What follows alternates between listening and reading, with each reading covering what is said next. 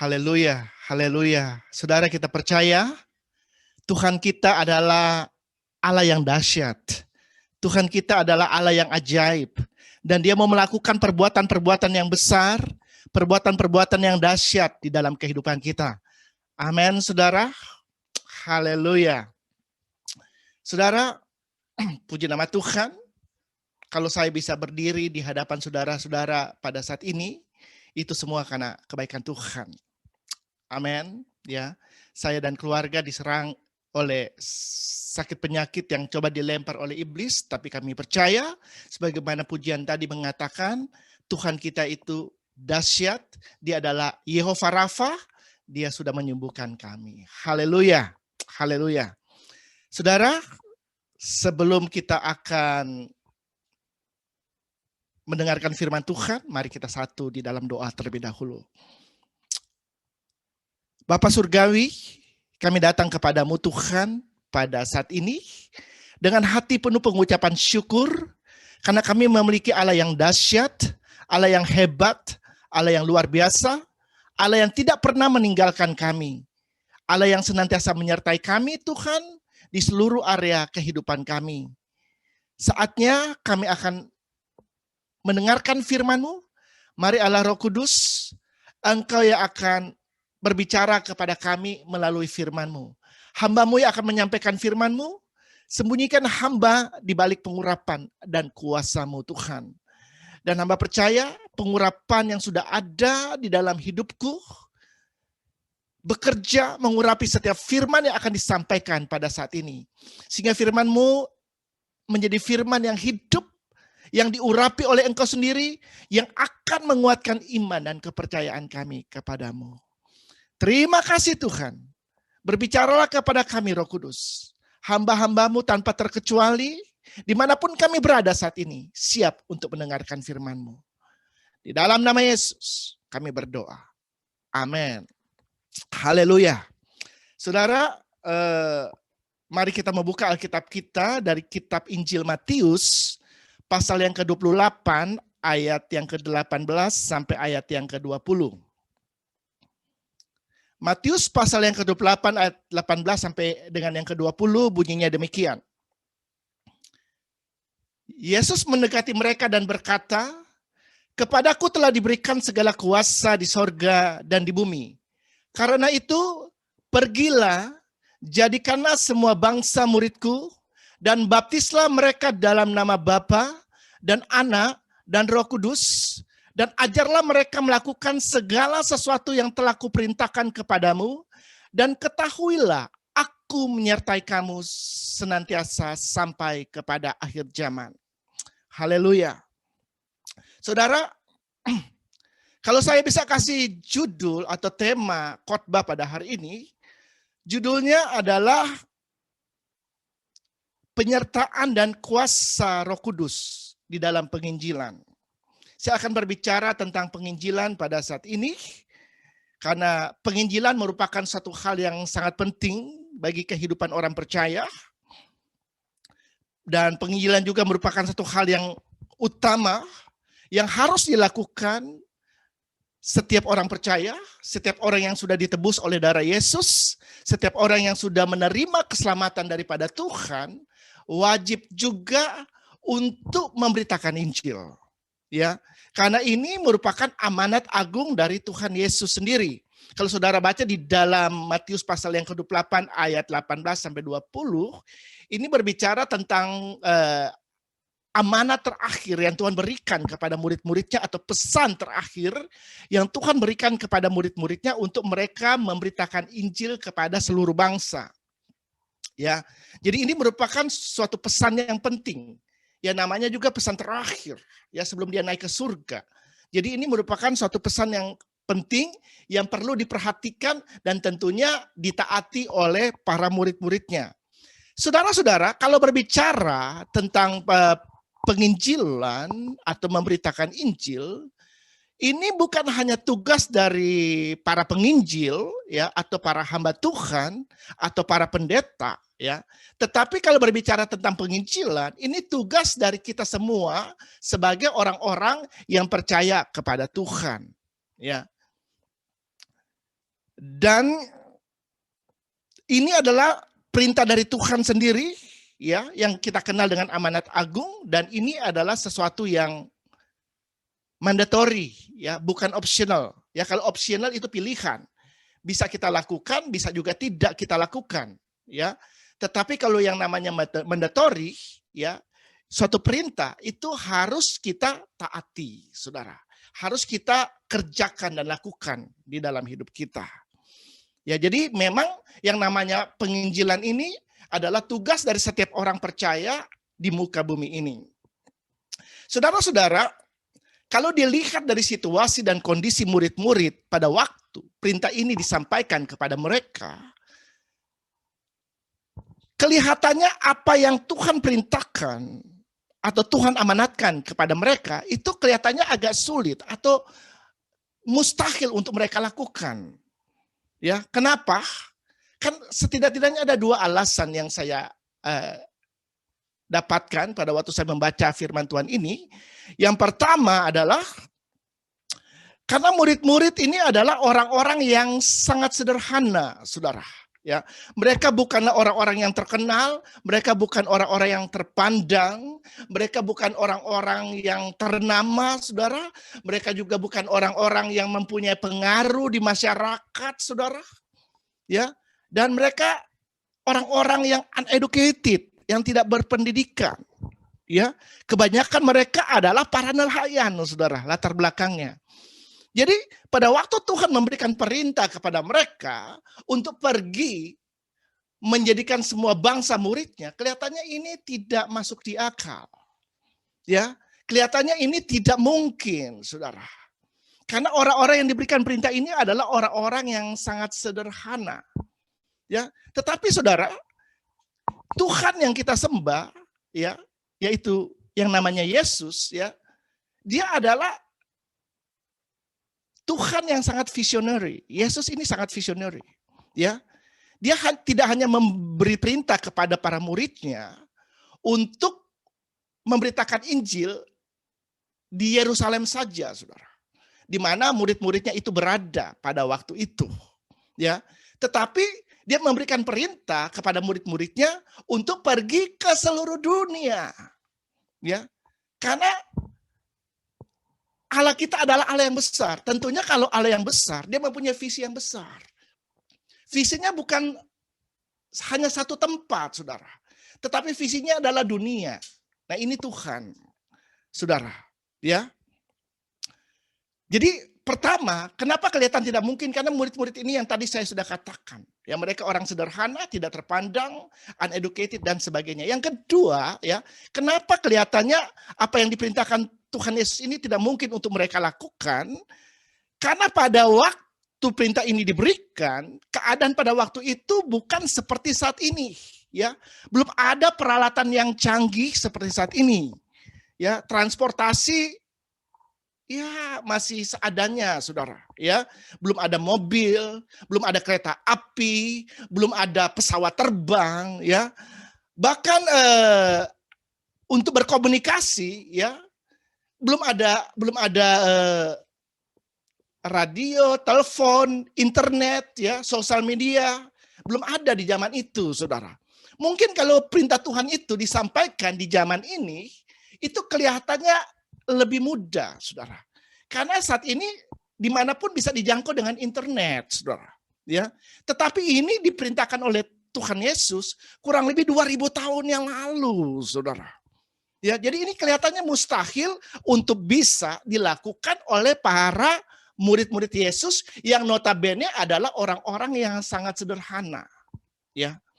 Nah, saudara-saudara, apakah dengan situasi dan kondisi seperti ini membuat murid-murid gagal untuk melakukan apa yang diamanat agungkan oleh Tuhan kepada mereka?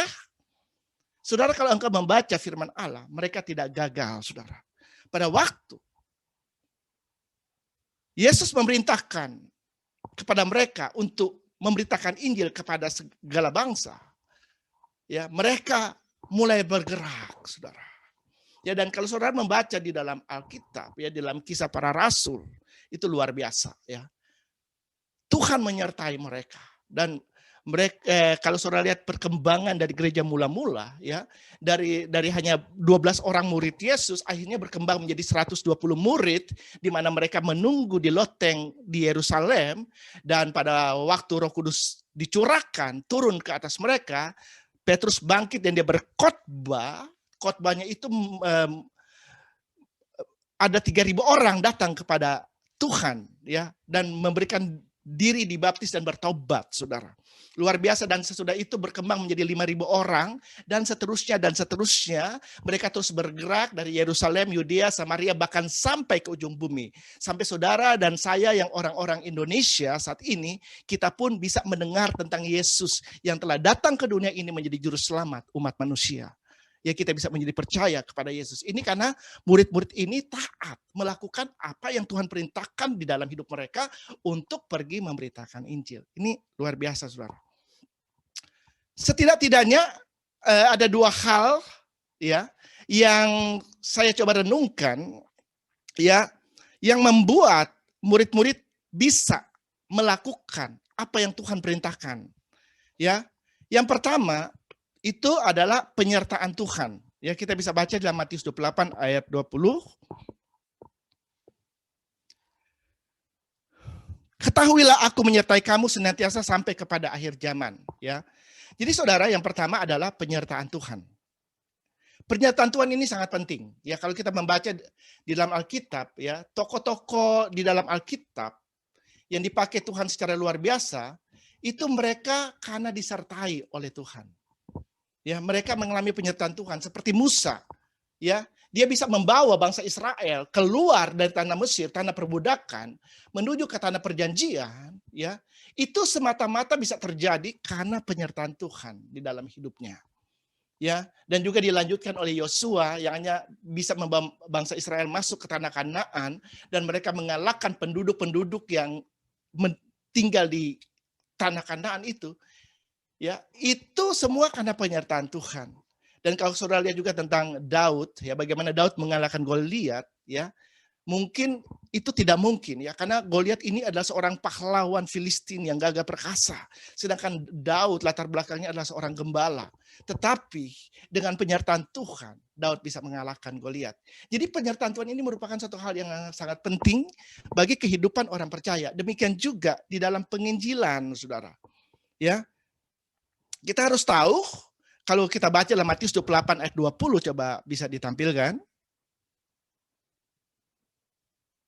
Matius 28 ayat 20 berkata, ketahuilah aku menyertai kamu senantiasa sampai kepada akhir zaman. Ya, jadi kita harus tahu bahwa ada penyertaan Tuhan. Ya, ketika Tuhan memberikan perintah, dia juga berkata kepada murid-muridnya, engkau harus tahu, ya, bahwa aku menyertai engkau sampai akhir zaman.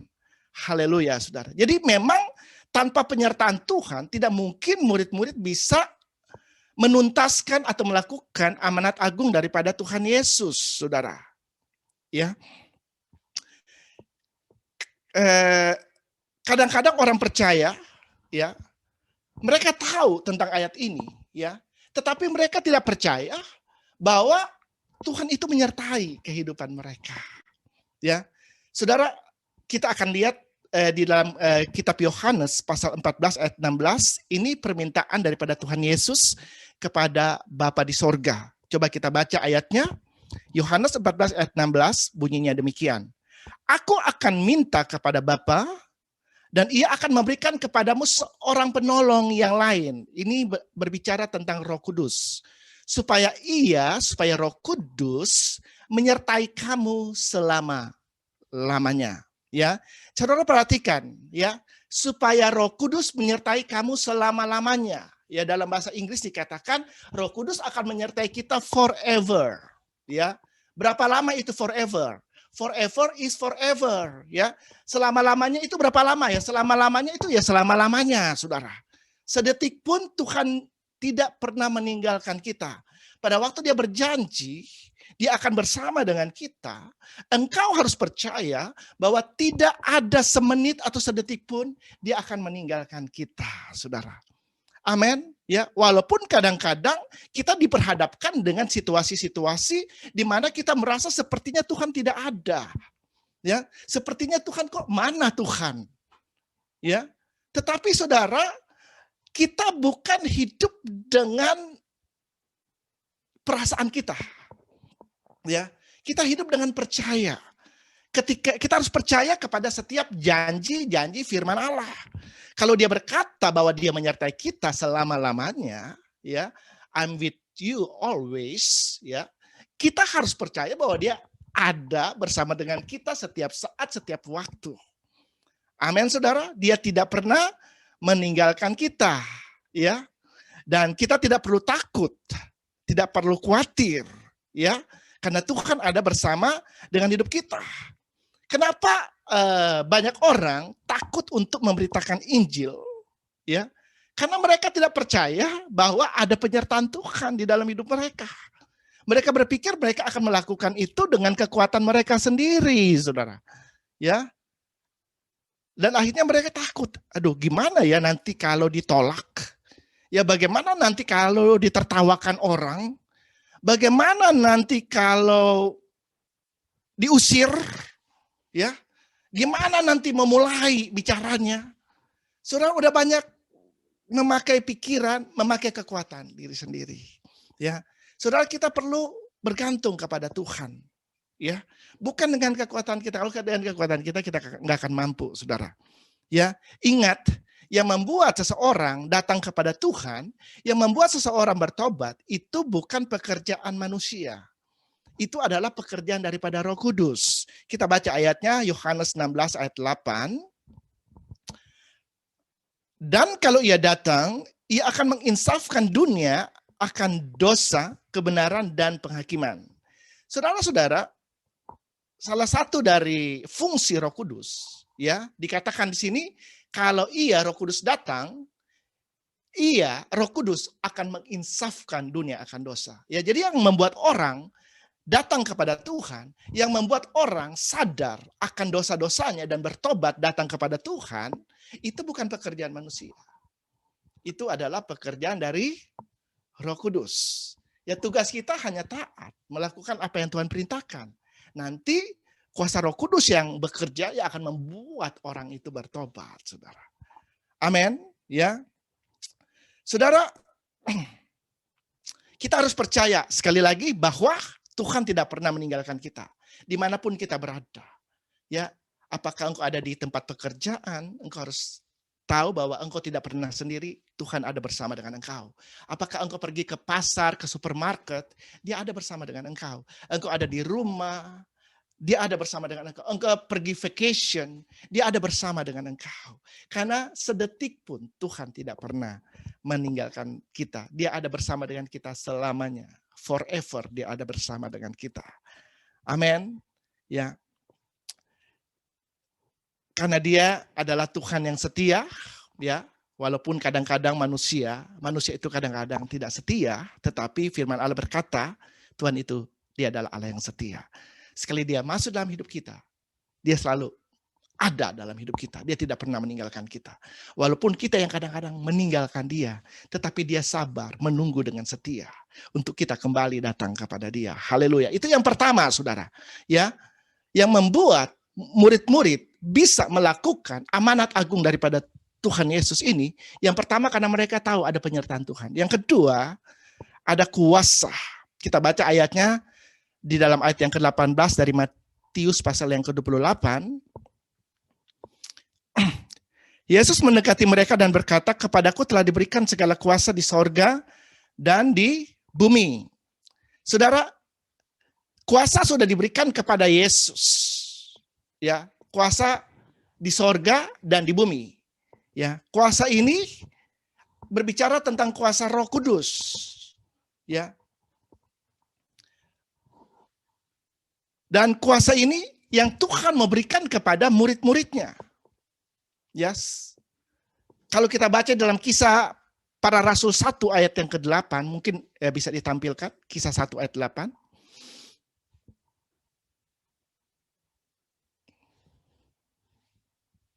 Tetapi kamu akan menerima kuasa Kalau Roh Kudus turun ke atas kamu dan kamu akan menjadi saksiku di Yerusalem dan di seluruh Yudea dan Samaria dan sampai ke ujung bumi. Saudara, perhatikan di sini ya. Tetapi kamu, ya, murid-murid, ya, para rasul, mereka akan menerima kuasa kalau Roh Kudus turun ke atas mereka. Baru mereka akan bisa menjadi saksi Tuhan, ya. Tapi kalau Roh Kudus tidak ada, kuasa itu tidak ada, mereka tidak akan bisa menjadi saksi Tuhan. Makanya penting sekali Yesus menyuruh mereka menunggu di loteng di Yerusalem untuk menunggu kuasa itu turun atas mereka, yaitu kuasa Roh Kudus, saudara. Ya, saudara, kuasa Roh Kudus di dalam Kisah Para Rasul 1 ayat 8 ini, dalam bahasa aslinya dipakai kata dunamos atau dunamis. Ya, dunamos itu dari kata dunamos dan dunamis ini lahirlah kata dinamit dan kata dinamo, saudara. Ya, jadi dinamit ini kalau saudara mendengar kata dinamit, saudara langsung membayangkan suatu, wah ini bahan peledak. Benar? Yang ledakan akan menghasilkan ledakan yang luar biasa.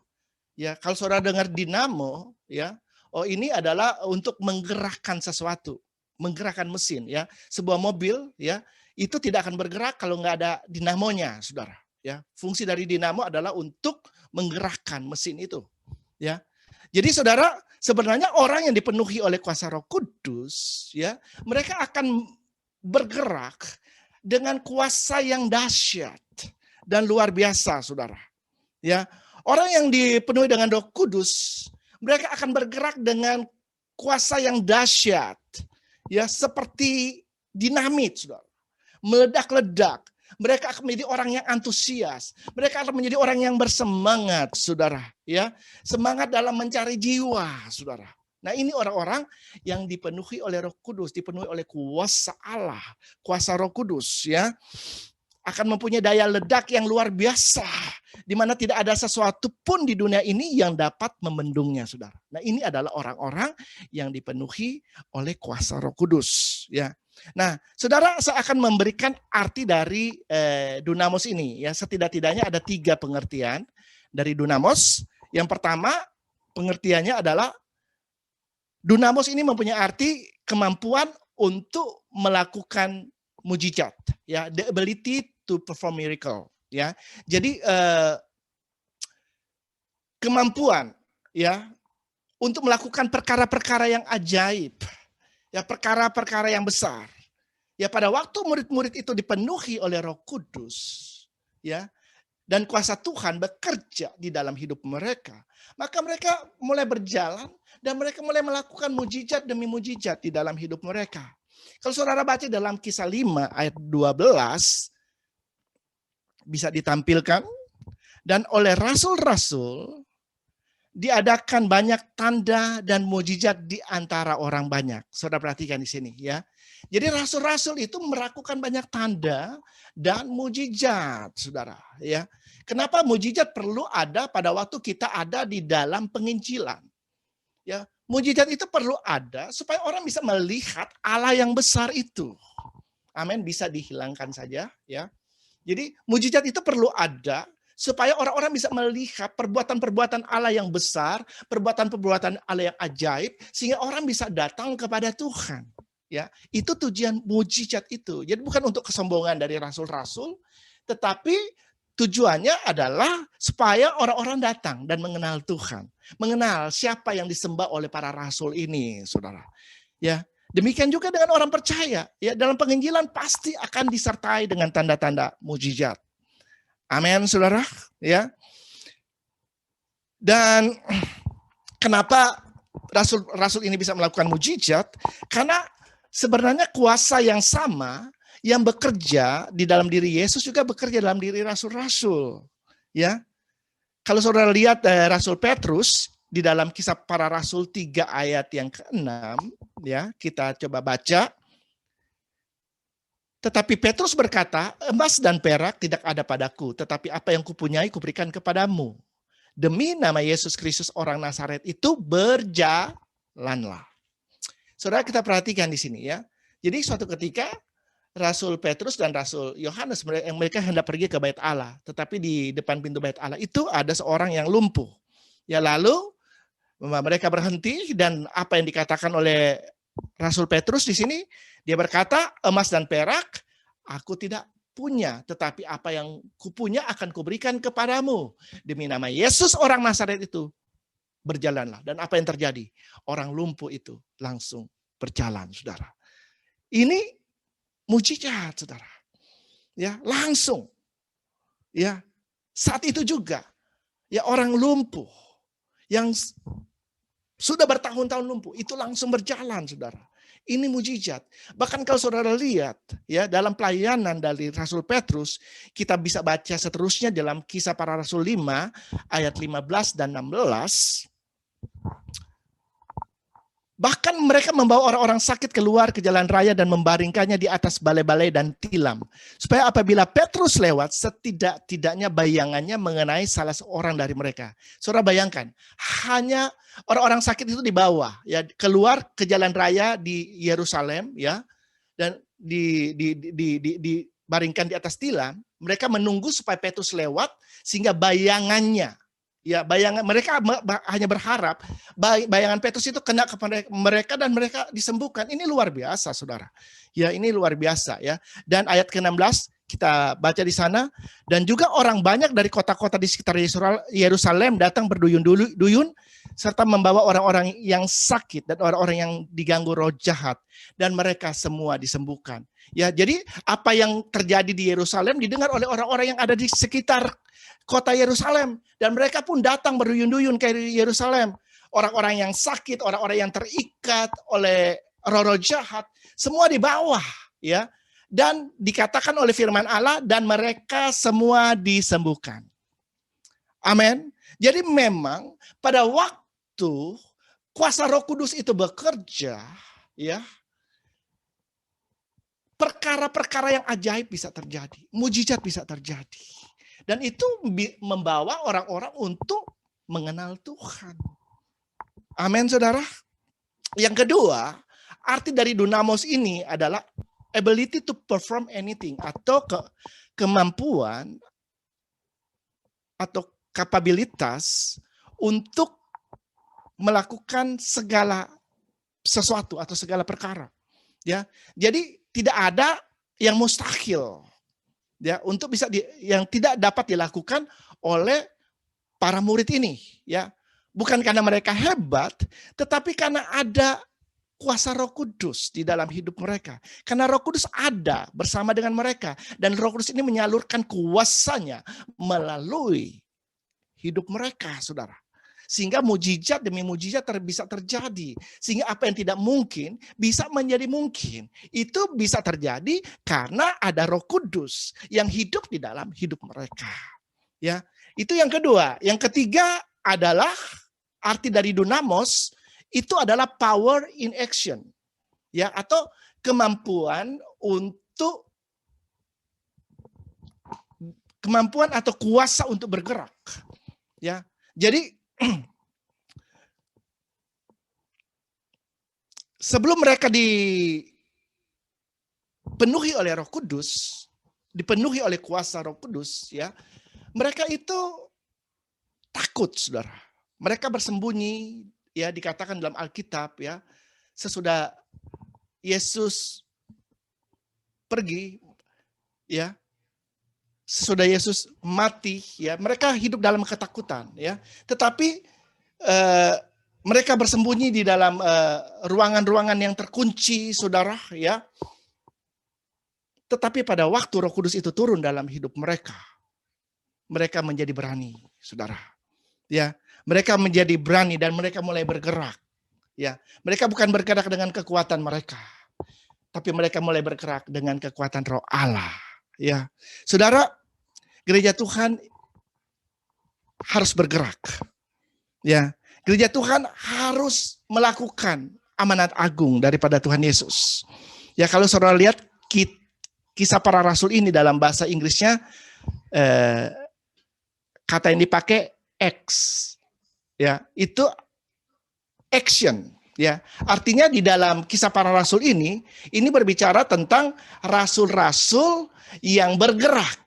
Ya, kalau saudara mendengar kata action, berarti itu yang dalam pikiran saudara pasti ada satu gerakan.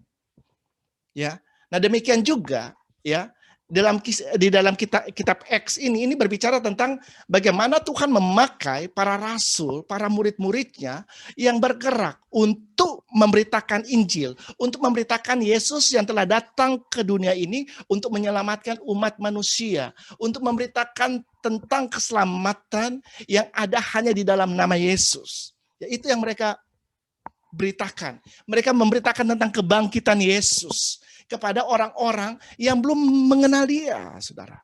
Dan dalam pelayanan mereka, dalam pemberitaan Injil ini mereka disertai dengan tanda-tanda yang heran, saudara. Ya, jadi memang harus bergerak.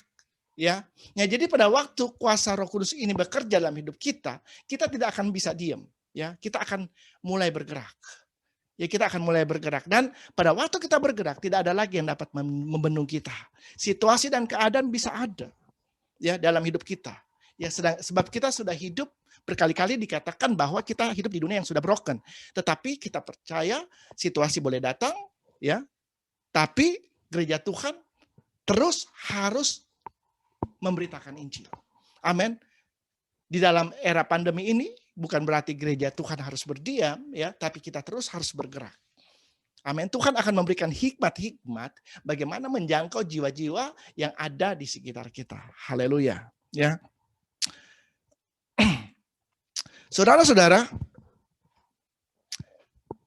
mungkin ada yang berkata, itu mungkin murid-murid, ya. Bagaimana dengan saya? Ya, saudara pun adalah murid Yesus. Amin. Ya. Dan Roh Kudus ada di dalam hidupmu.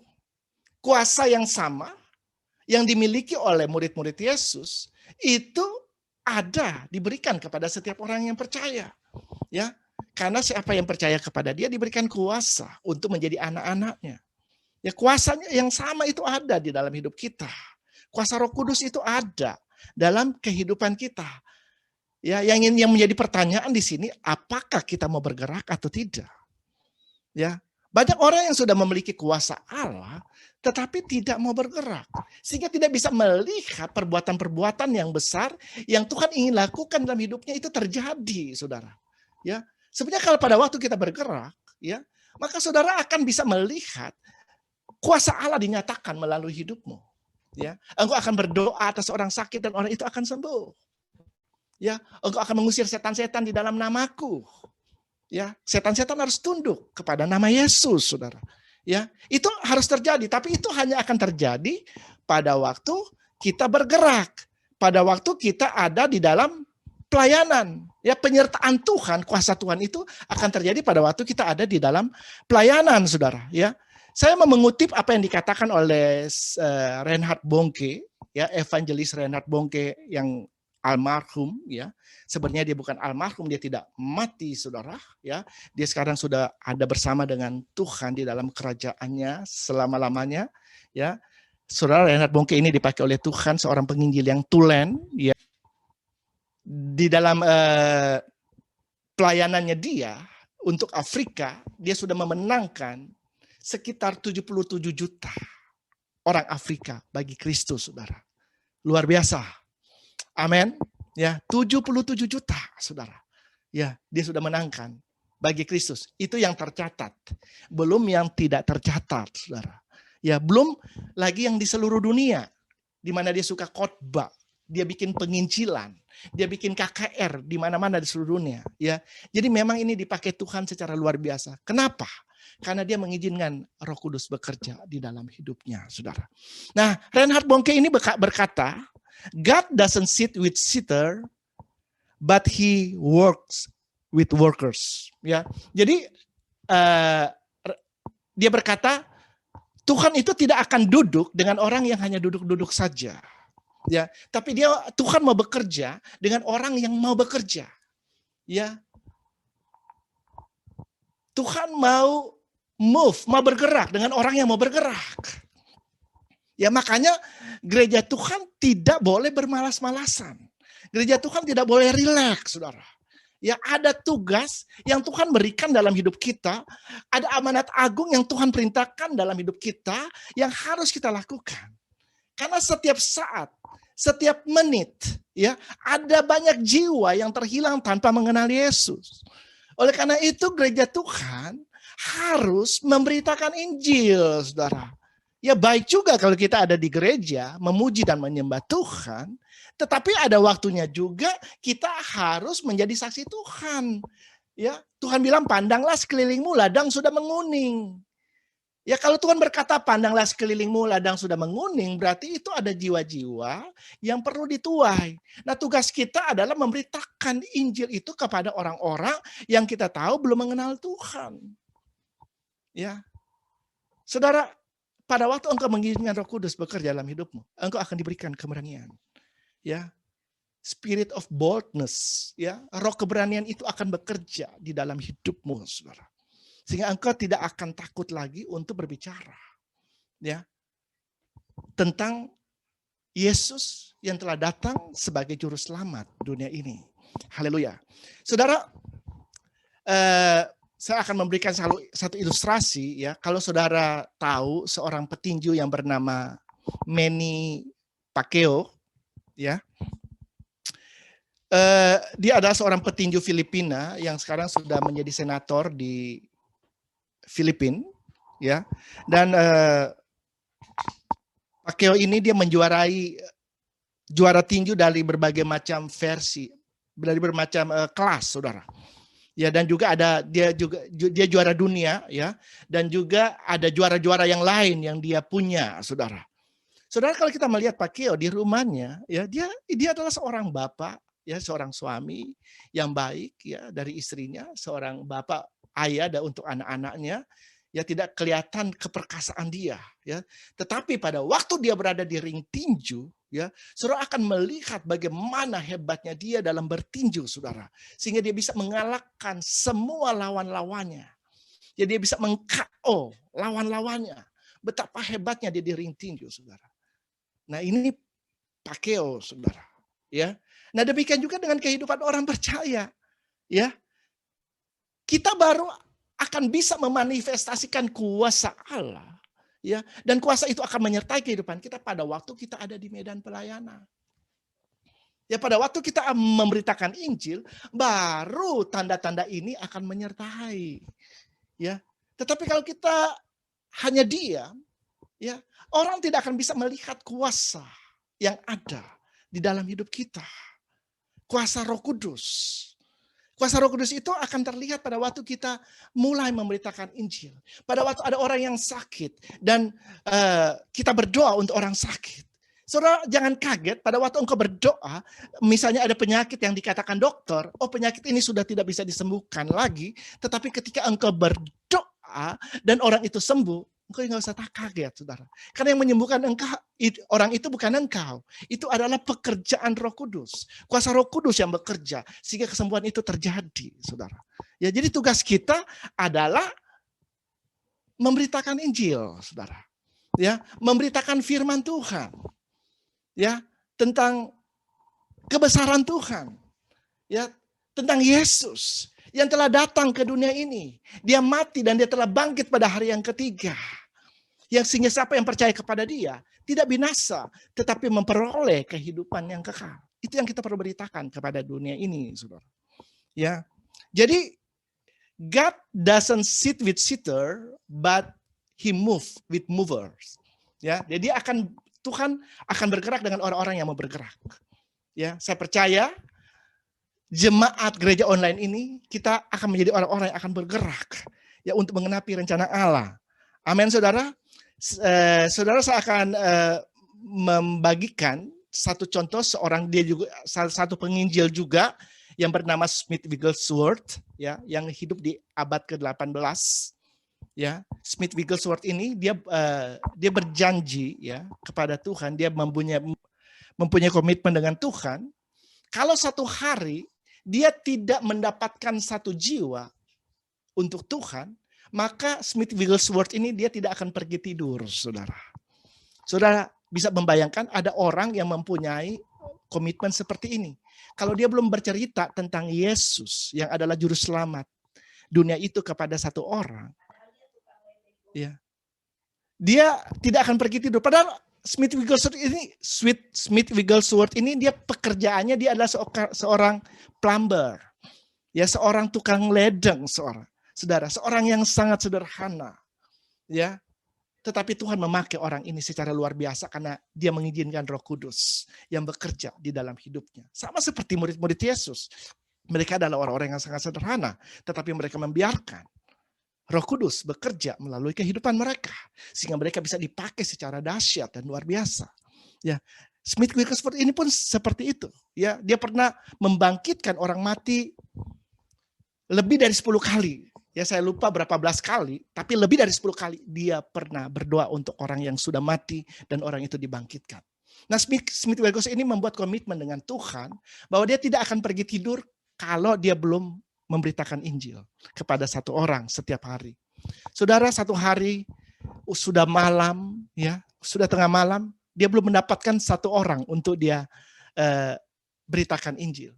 Lalu apa yang dia lakukan? Dia pergi keluar rumahnya dan dia bertemu dengan orang mabok, lalu dia memberitakan Injil kepada orang itu dan orang itu bertobat, saudara.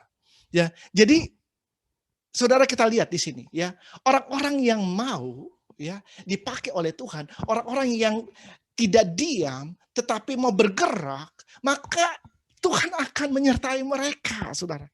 Luar biasa. Saudara lihat, Smith Wigglesworth ini dia membuat komitmen. Satu hari dia tidak akan pernah pergi tidur tanpa ada jiwa yang dimenangkan bagi Kristus. Ini adalah orang-orang yang luar biasa, saudara, yang membiarkan Roh Kudus, kuasa Allah bekerja di dalam hidup mereka.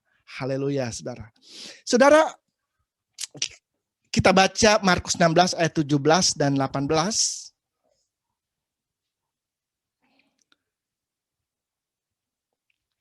Tanda-tanda ini akan menyertai orang-orang percaya. Mereka akan mengusir setan-setan demi namaku. Mereka akan berbicara dalam bahasa-bahasa yang baru bagi mereka. Mereka akan memegang ular. Dan sekalipun mereka minum racun maut, mereka tidak akan mendapat celaka. Mereka akan meletakkan tangannya atas orang sakit dan orang itu akan sembuh. Saudara, inilah yang akan terjadi bagi orang-orang yang mau bergerak. Dikatakan tanda-tanda ini akan menyertai orang-orang percaya. Ya, mereka akan mengusir setan-setan demi namaku. Jadi orang yang mau mengusir setan, ya mereka harus pergi. Ya, untuk mencari orang-orang yang diikat oleh kerajaan kegelapan tentunya. Nah, itu artinya orang itu harus bergerak. Ya, tidak mungkin dia diam-diam terus ketemu orang yang diikat oleh roh-roh jahat. Ya, mereka akan menumpangkan tangan atas orang sakit dan orang itu akan sembuh. Ya, mereka harus pergi kepada orang-orang yang membutuhkan pertolongan, sama seperti Yesus. Ya, Yesus berjalan, ya, dari satu kota ke kota lain, dari satu desa ke desa lain. Dia terus bergerak ya, di dalam pelayanannya. Dan pada waktu dia bergerak, dia bertemu dengan jiwa-jiwa yang ada di sekitar dia. Dan pada waktu dia bertemu dengan jiwa-jiwa itu, tergeraklah hatinya oleh belas kasihan. Ya, oleh karena itu dia ketika ada orang sakit datang, dia sembuhkan orang sakit itu. Orang yang terikat, dia lepaskan. Amin, saudara. Jadi, memang dalam penginjilan ini kita perlu bergerak. Ya, mungkin saat ini dalam era pandemi ini, ya, saudara berpikir harus bergerak kemana? Saudara, mungkin Anda bisa telepon. Ada sarana yang bisa dipakai. Benar? Atau ada sosial media di mana Anda bisa berkomunikasi dengan orang-orang yang mungkin Anda tahu belum mengenal Tuhan, atau orang-orang yang lagi lemah, yang butuh dikuatkan. Anda bisa pakai semua yang ada, ya, fasilitas yang ada untuk menjangkau jiwa-jiwa yang ada di sekitarmu. Ya, sekarang kan kalau berbicara sekitar kita, ya, sebenarnya nggak jauh-jauh, saudara. Dengan internet kita langsung bisa jangkau orang dimanapun dia berada. Di belahan dunia manapun kita bisa jangkau dengan gampang. Dengan menggunakan fasilitas internet, dengan sosial media, saudara. Jadi pergunakan itu untuk menjangkau jiwa-jiwa bagi kerajaan Allah. Itu hanya salah satu cara, saudara. Ya. Dan mungkin ada orang-orang yang di sekitar saudara yang saudara lihat, ya bisa saudara beritakan tentang Injil itu. Amin, saudara. Ya, dan saya juga membaca satu artikel tentang gereja di Cina. Ya, gereja di Cina itu adalah gereja yang menginjil, saudara. Ya, kenapa kekristenan di Cina ini berkembang secara pesat? Itu karena penginjilan yang mereka lakukan. Ya, kita tahu bahwa gereja di Cina itu sebelumnya adalah gereja yang ditindas. Ya, tetapi semakin mereka dihambat, mereka semakin merambat. Ya, semakin mereka ditekan, mereka semakin naik, saudara. Nah, itu gereja di Cina, saudara. Ya, mungkin satu saat gereja di Cina akan menjadi gereja yang terbesar di dunia. Ya, karena di Cina itu saya membaca ya di dalam satu artikel tentang gereja di Cina itu mereka di dalam khotbah-khotbahnya siapapun yang berkhotbah pasti akan disisipkan tentang berita tentang penginjilan. Bahwa pentingnya kita memberitakan Injil. Apapun khotbahnya, temanya apa, selalu akan disisipkan. Harus memberitakan Injil. Ya, harus dibawa orang-orang itu untuk kesadaran bahwa memberitakan Injil itu adalah sesuatu yang urgent. Ya, yang benar-benar harus dilakukan. Ya, sebagaimana tadi saya katakan, setiap saat, setiap menit ada banyak jiwa yang terhilang tanpa mengenal Allah. Ya, jadi memang kita harus tugas dari gereja Tuhan harus memberitakan Injil, saudara. Kita ada di dunia ini untuk memberitakan Injil, saudara. Amin. Dan saya percaya jemaat di gereja online, ya, kita akan sama-sama bergerak. Ya, kita akan sama-sama bergerak. Kita akan mulai memberitakan Injil. Ya, kita akan memakai wadah yang sudah disiapkan. Ada sel grup yang sudah dibuat. Ada 15 sel grup saat ini, udah tambah 1 ya. Minggu lalu baru ada 14 sel grup, sekarang udah ada 15 sel grup ya. Nah, kita mau pakai sarana ini, sarana sel grup ini untuk menjangkau jiwa-jiwa dibawa ke sel grup ya, dan orang-orang yang mungkin lemah bisa dikuatkan di sana, orang-orang yang sakit bisa mengalami kesembuhan, dan kita melihat perkara-perkara yang Tuhan yang besar yang Tuhan akan lakukan melalui setiap sel grup yang ada di gereja ICC online ini. Ya, saya percaya Tuhan akan melakukan perkara-perkara yang besar melalui gereja online ini. Ya, dan saudara harus terlibat di dalamnya. Ya, kita mau terlibat dalam kegerakan Allah yang besar di akhir zaman ini, saudara. Ya, tempati posisimu di kegerakan Allah yang besar yang sedang melanda dunia ini. Ya, tempati posisimu. Ya, ikuti gelombang kegerakan Allah yang besar ini, ya, yang sedang terjadi di dunia ini, ya. Saudara, itu 2 hal yang saya ingin bagikan kepada kita, ya. Yang pertama, kita harus sadar, percaya bahwa Tuhan beserta dengan kita. Ya, kalau Tuhan beserta dengan kita, tidak ada yang perlu kita takuti. Ya, tidak ada yang mustahil, termasuk untuk memberitakan Injil. Ya, yang kedua, ada kuasa Roh Kudus sudah diberikan dalam hidup kita. Kuasa ini akan memampukan kita untuk bergerak, ya, dengan kuasa, untuk bergerak dengan kekuatan Allah yang dahsyat, dan sesuatu pun tidak ada yang dapat membendung kita, karena ada kuasa Roh Kudus di dalam hidup kita. Sebagai ayat yang terakhir, Roma 10 ayat 14.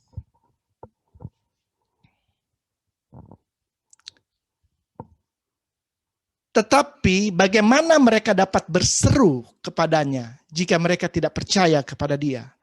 Bagaimana mereka dapat percaya kepada Dia jika mereka tidak mendengar tentang Dia?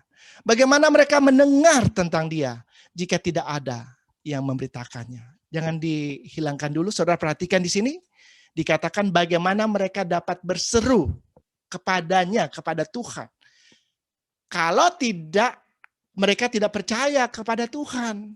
Dan bagaimana mereka dapat percaya kalau mereka tidak pernah mendengar tentang Tuhan, tentang Yesus. Bagaimana mereka bisa mendengar tentang Yesus kalau tidak ada yang memberitakannya? Jadi memang bisa dihilangkan. Jadi memang tugas dari gereja Tuhan, kita harus berani berbicara tentang Yesus. yang telah datang ke dunia ini untuk menjadi juru selamat umat manusia. Sehingga banyak jiwa bisa dimenangkan bagi Kristus, saudara. Ya, saudara mungkin engkau berteman dengan seseorang. Sudah sekian lama engkau berteman dengan dia, tetapi engkau tidak pernah memberitakan tentang Yesus yang adalah juru selamat. Ya, saudara, kasihan. Ya, jiwanya itu. Ya, kita harus mempunyai rasa peduli kepada orang-orang yang ada di sekitar kita. Ya, tentunya bukan dengan kekuatan kita, sekali lagi. Percaya ada penyertaan Tuhan. Ya, Roh Kudus yang akan memberikan hikmat kepada kita bagaimana kita melakukan itu. Ya, bagaimana kita berbicara, dia yang akan menyertai, dia yang akan ambil alih. Yang penting ya, saudara mau, ya, mau dan saudara mau bergerak. Ya, Tuhan akan membukakan segala sesuatu. Ya, walaupun di era pandemi ini, firman Allah berkata tadi dalam kitab 2 Timotius, kalau tidak salah pasal yang keempat, dikatakan, siap sedialah, baik atau tidak baik waktunya, beritakan firman. Ya, kita tidak mempunyai alasan untuk tidak memberitakan firman. Kita tidak mempunyai alasan untuk tidak menceritakan tentang Yesus, ya, kepada orang-orang yang belum mengenal Dia. Tetapi saya percaya, kalau Roh Kudus turun ke atas kamu, kamu akan menjadi saksiku. Bukan dengan kekuatan kita, tetapi dengan kekuatan Roh Allah. Kita pasti dapat melakukan apa yang diamanatkan Tuhan di dalam hidup kita. Dan kita akan menjadi saksi Tuhan. Haleluya. Amin.